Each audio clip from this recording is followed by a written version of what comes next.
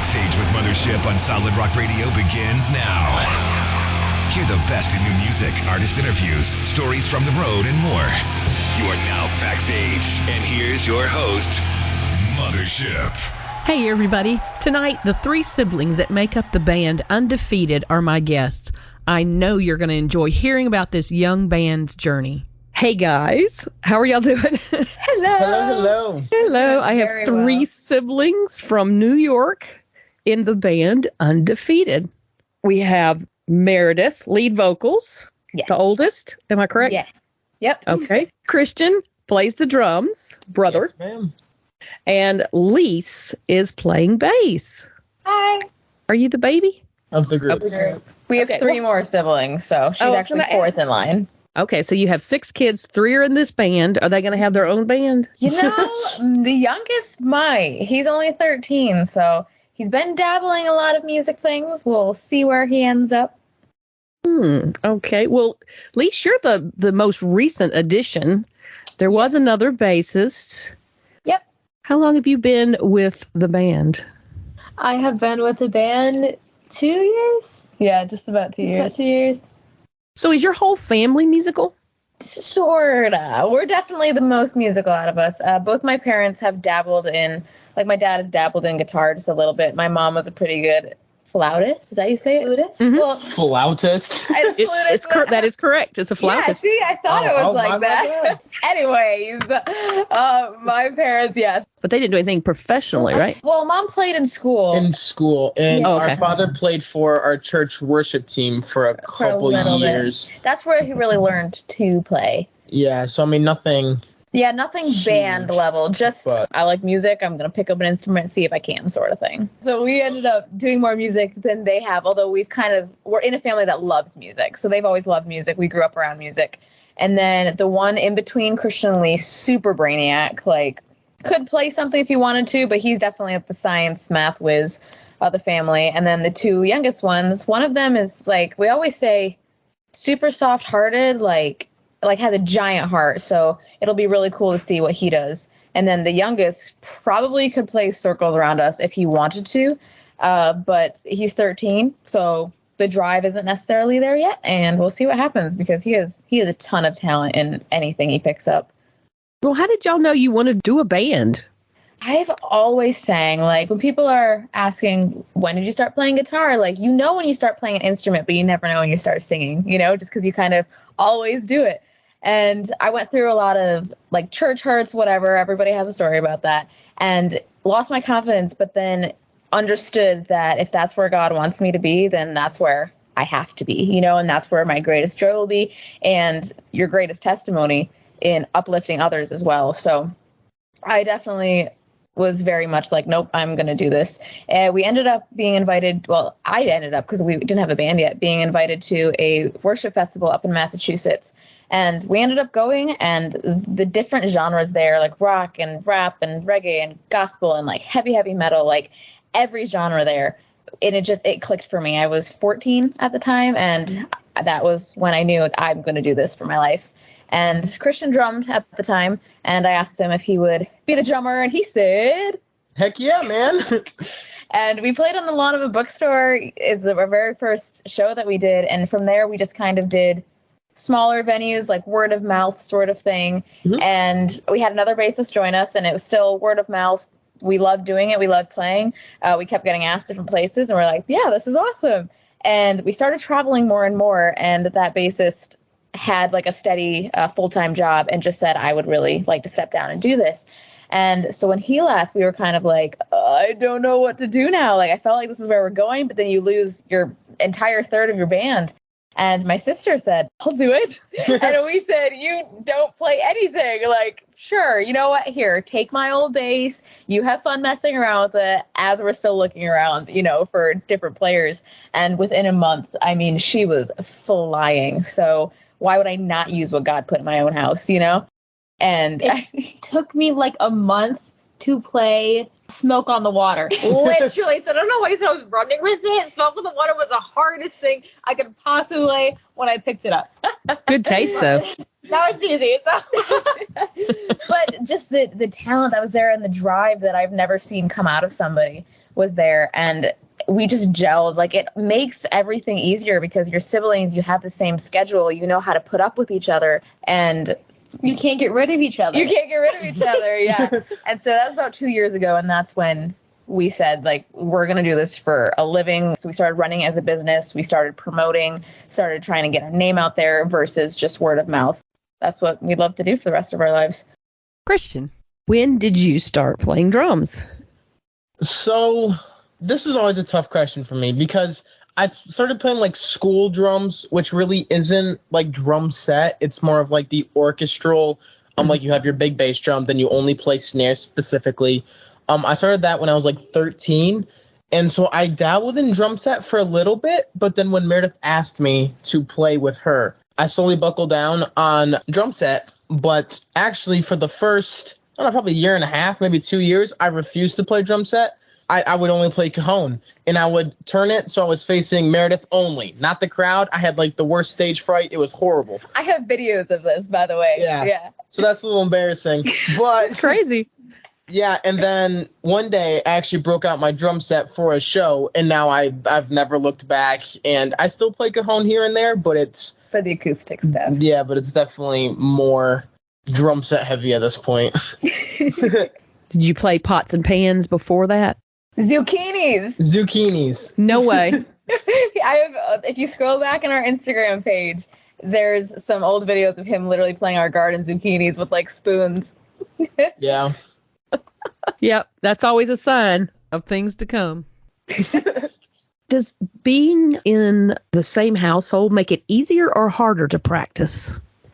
So easy. I was like much easier. When we converted to all family, we were able to like adjust our work schedules with practice schedules. Yeah. So we were able to do like longer practices, focus more on like movement and different stuff like that as well, because we were able to buckle down and do like an hour and a half to 2 to 3 hour practices, which turned out to be really nice and helpful for the band as a whole. Yeah, and sometimes we get up right after breakfast and we're like, guys want to go play?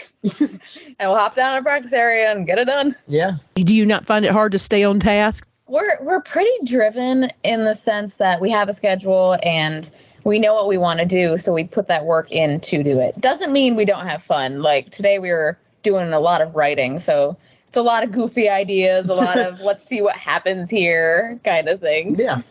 Have y'all always loved rock? You know what's funny? We grew up only contemporary Christian music, K-Love stuff.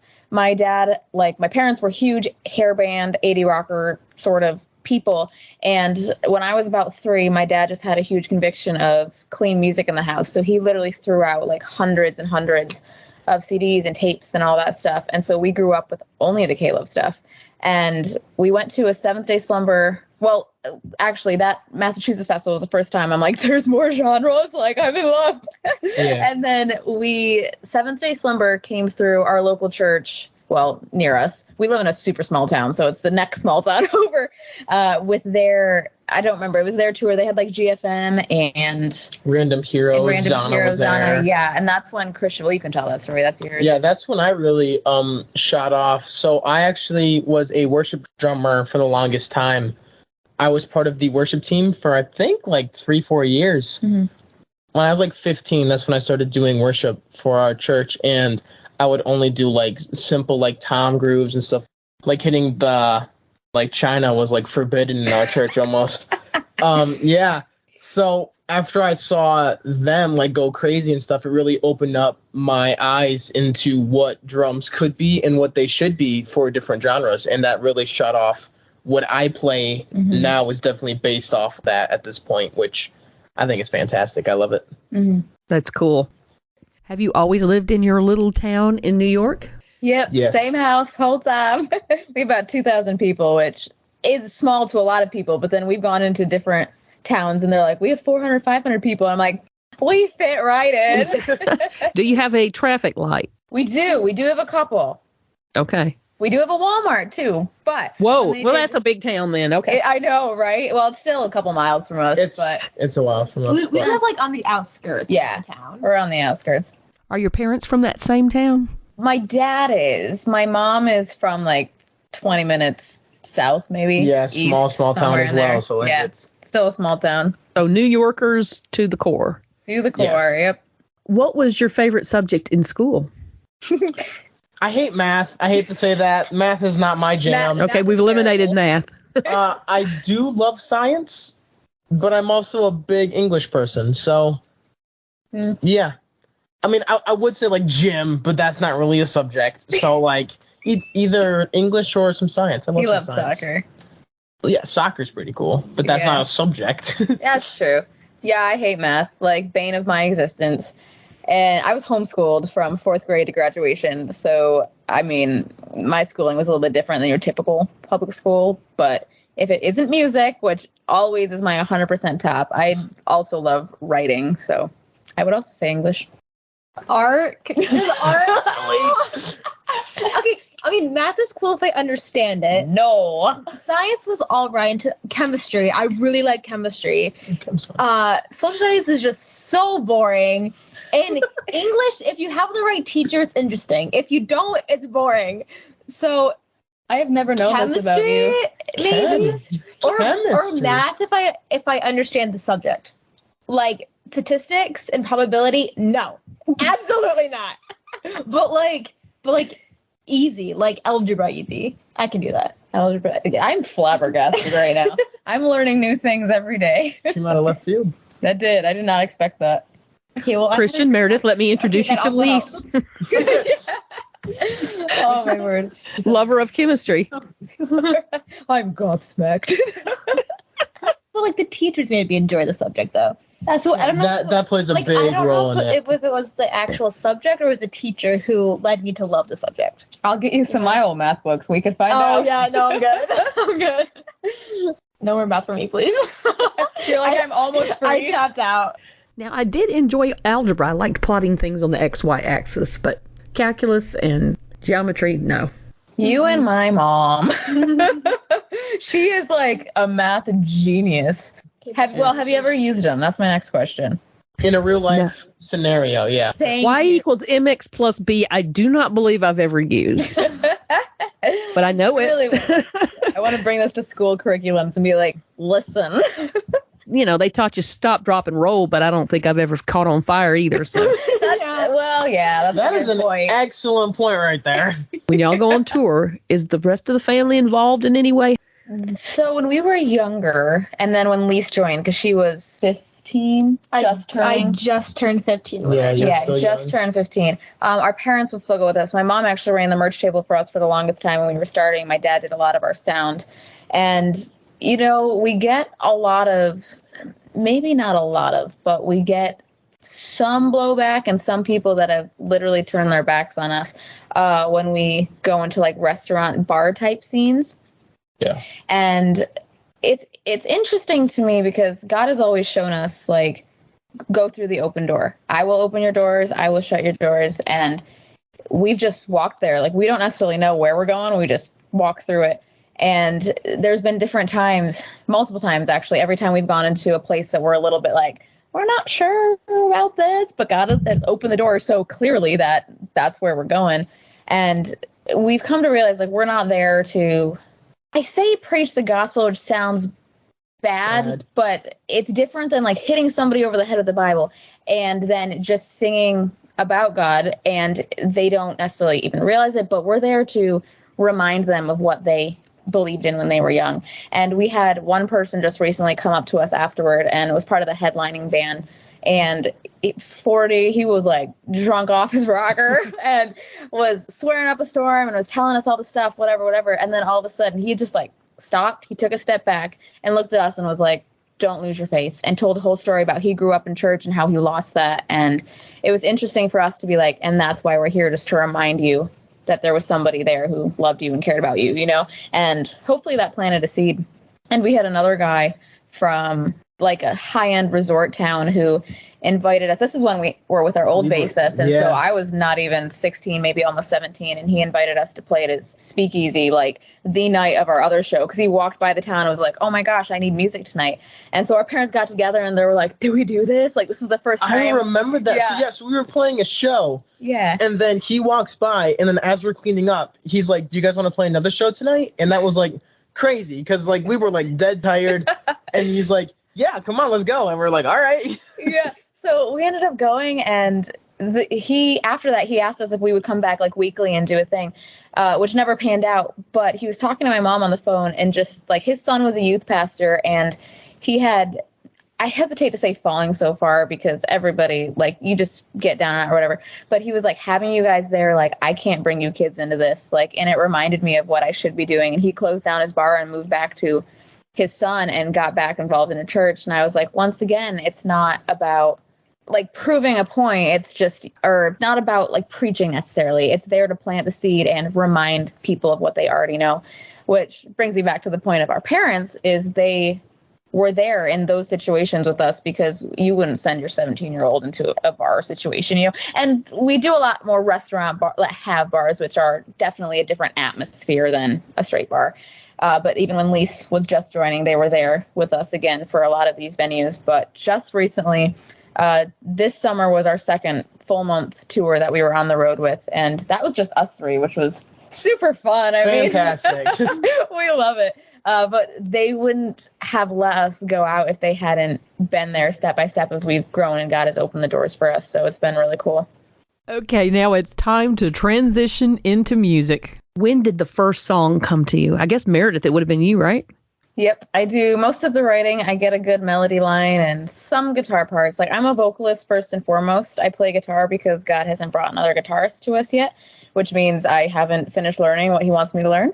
And so I get a little bit of guitar stuff and I bring it to Christian, and then he works on his part and it kind of morphs from there. So we had a super low-key acoustic EP that we don't even have, like, I don't even know where the MP3 files are for that anymore. At this point, no. I think we have like 2 songs up on YouTube from that. But then we put time and effort into finding like a good rock studio. And Shadows was the first song that really, that was the first, well, we were acoustic up until that point, because Right. Shadows was our first electric guitar song, and the title was EGS, electric guitar song, for literally like a year. Yeah, it was a while. It was a long time. It would be on our set as EGS, and then we were recording it, and we're like, well, I mean, Shadows, cool, that works. And so that must have been 2019 or 2020. It was August 5th, 2019 or 20, because the band started. We played our first show on August 5th, so we thought it'd be fun to release our first single on August 5th. Yeah, I remember that. Might be 15th. I don't know, but a couple of years ago. First song was Shadows. followed by Where Are You? And it was an acoustic song, and our longest song today, it's almost 7 minutes, and I wrote it in probably 15 minutes. And some songs can take anywhere from, I don't know, a couple hours to a couple months. They just kind of live in your notebook and come back to them, see what happens. But that song came right out, 15 minutes. That's still one of my favorite songs to play. you tend to have really long titles for your songs. /S for sarcasm. Why the short titles to your songs? They're like one word or 2 words, maybe 3. Kind of unintentionally, but I remember there's a Reliant K song that's like something about crayons, and it's so long. And for whatever reason, in my head, I was like, man, I want a really long song title. And then every single song title has been the exact opposite of that. So I don't know. It fits. All right. If it fits. It looked like there's a working title and you go, let's go with that. That actually is kind of what happens a lot. Most of the time. Although, Two-Faced was Brink of Hell. The working title was Two-Faced, and then I was like, no, I'm changing it to Brink of Hell. And then Christian Lee's like vetoed and shot that down so harshly, because they were like, it's such a pop song for Brink of Hell as like this heavy title. And I said, no, like I like Brink of Hell. And then what we did to convince her was say, okay, ladies and gentlemen, this next one is called Brink of Hell. And then she comes in, with the acoustic guitar super lightly. I'm like, and there's your case. It wasn't acoustic. It's electric. There's your case in point, though. And she was like, oh, yeah.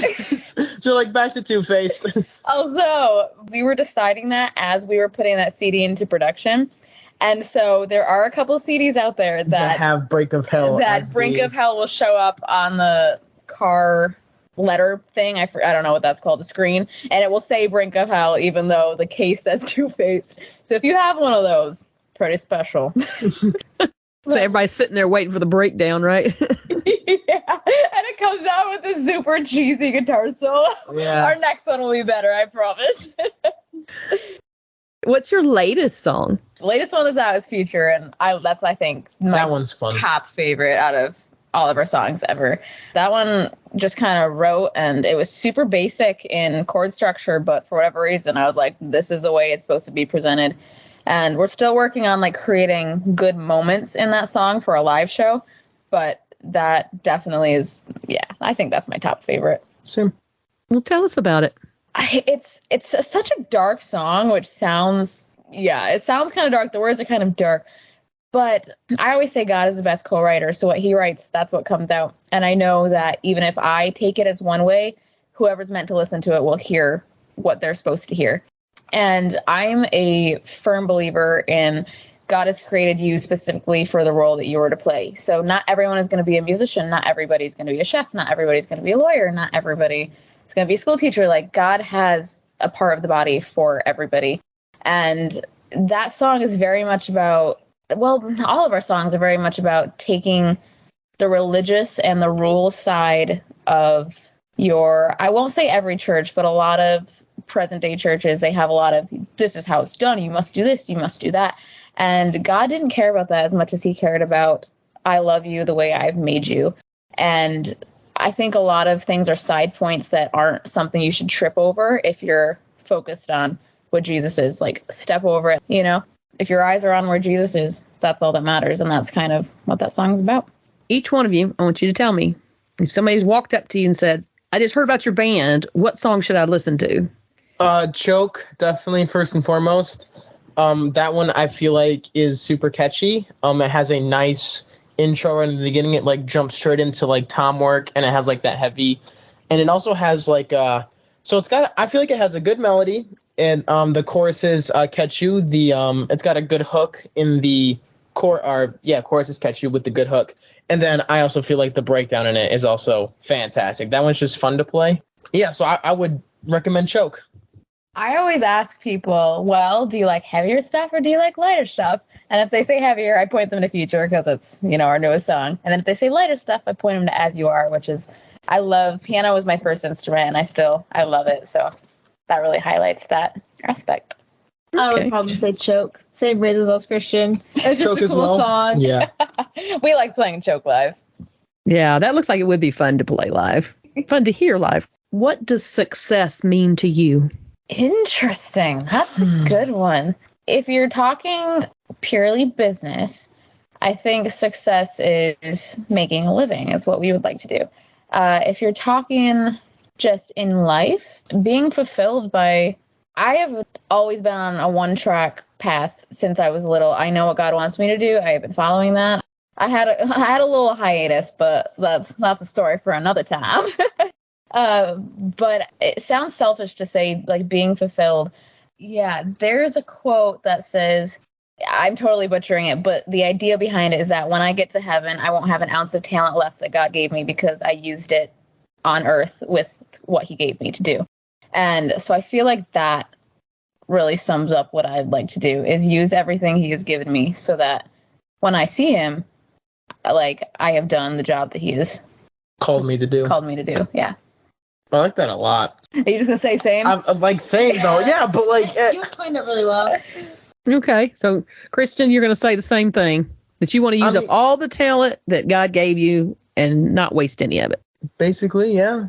Please? Yeah. Same as Meredith. You explained it really okay. well. They all have one brain. Sometimes we do. Oh my word. We have videos of us from different shows where Lisa and I have we took like the same 3 steps in the same direction, like mirrored each other. And for a good 30 seconds. It's weird. When we're together, sometimes, so I like just sing and just do random stuff because I can't keep silent and I can't keep still. And Meredith and I have actually started on in the same song, in the same spot. Without thinking. Without, just, yeah. It's like 3, 2, 1, and then we would just start singing. But, like, nobody counted us in. It was crazy. Yeah. So we've done that's that. That's a little scary. Yeah. We like look at each other like, whoa. What are people surprised to learn about you? I think that we're siblings. No, because everyone that's seen us sees the face shape and the nose. Yeah, but a lot of people are like, you all 3 are siblings. Well, that's true. Yeah. So they either think that Christian and I are siblings or Meredith and I are siblings. Yeah, we don't. But they don't think that all 3 of us are siblings. Yeah, it's either that or our ages. Probably, I think, is the most. That's true. My most surprising thing is that when I tell people that I'm really, really good at soccer, as a musician, you're typically not gifted in the athletic ability. Just speaking from drummers, but for speaking from a general pool, every time that I've met a musician, they're like, oh, and I'm like, I also play sports and was really, really good at it. So. Yeah, he was actually good. But yeah, we can say that about you. We had different, not even college, some pretty good colleges were talking about it. What's your favorite road snacks? Brownies. Oh, really? Yeah, always. I'm such a beef jerky guy. I make my own beef jerky. Really? It's fantastic. I love it. That's true. We actually pretty healthy on the road just because if you don't take care of your body, you can't keep going for days and days on end. But I love, if the healthy side, I love fruits. Pineapple is I literally have 3 pineapple jewelry things on me right now. If you see our room, Pineapples everywhere. It's no longer my room. It's just Meredith's room. She's taking over. What's your favorite road snack? I love Reese's. Reese's peanut butter cups. Okay. All right. That's a good one, too. I like peaches. That's true. We got a bunch of peaches or peach stuff on the road this year. You tried your first dragon fruit. I did. Yeah, it tasted like nothing, and I was very disappointed. So don't buy dragon fruit. It looks super cool, but it tastes like nothing. So, tastes like nothing. Okay. Tastes like nothing. All right. What's coming up? What's new? So this is the exciting part. I need a drum roll, Christian. There you go. Drum roll. Now. We have some new music. We're taking all of August to really buckle down and write in between all of our shows. We just came off the road, so we're all practiced up in all of our shows for August. So all the extra time we have is we're working on new songs, we're writing, and I am so excited. We have cool breakdowns, we're working on some solos, we have some catchy lyrics, and I feel like we've definitely taken a full step forward with these songs. So I am so excited. They're really cool. They're really cool. Yeah, and there's a lot of them that are half done, but as they start spiraling in to where we can hear the potential, I'm excited. I can't hold this in because I've been working so hard on writing these songs, and I just brought 4 new ones to them today, and it's so fun. Do you have some sort of a time in your mind of when you'd like to start releasing? We're hoping early next year we can get some singles out. And then that will all depend on, because we're also kind of shopping for producers right now, I guess you could say. So once we find the person that we're that's, you get it, is when we'll really do that. What about the shows for the rest of the year? Yes, we're playing a bunch in August. We have shows lined up. The 25th, we are playing a local block party. So that's just me. I'm guesting with another band. We're doing some Paramore covers, so I'm excited about that. When they asked me, you should fit in with that. I was this is so exciting. I would love that. And then we play Brew York Festival on the 26th, which is again about an hour from us. It's in New York. And then we have a couple things coming up in September. We're opening for Red Jumpsuit Apparatus the 15th. So those are our three biggest shows. Nice. At least in the next 2 months. Well, next month and a half. We're still planning and getting out the rest of September and October. What have you guys got in the way of merch? Oh, so we just came out with new merch, actually. So now we have 2 different types of logos on our T-shirts. One is more of the modern, so it has our saying pain into power with our little undefeated tag underneath that. The other one has a big shield that says undefeated on the front and then pain to power on the back. Those are going to become limited edition, though, because I don't think we're replacing those. Yeah, so that's cool. And then we just got, hats. We now have rings. We do sunglasses. There's like green ones, and we have like blue ones, different purple ones. Those are pretty cool. Let's see. We just did joggers, hoodies, yeah, sweatpants. We just upped all of them. Leggings, yeah. Yeah. So some of them have like insignias, while others have like the full length Undefeated on the pant leg. So you can check out all of our merch. We have a link on our Facebook under undefeated_official, and our merch should be linked there. If not, it's bigcartel.com/undefeatedofficial. What other socials do you have besides Facebook and Instagram, YouTube? They're all under undefeated_official. Well, good night to you all, and thank you, and I hope to see you out on the road. Yes, thank you again for having us. This is super fun. You have a good night. You too. Bye. Thank you for listening. Stay tuned for more great music, and check out my blog page on the Solid Rock Radio website for my guests' social media links. If you've missed any of my past interviews, you can find them uploaded to podcast.solidrockradio.org. Have a wonderful week, and let's be kind to one another.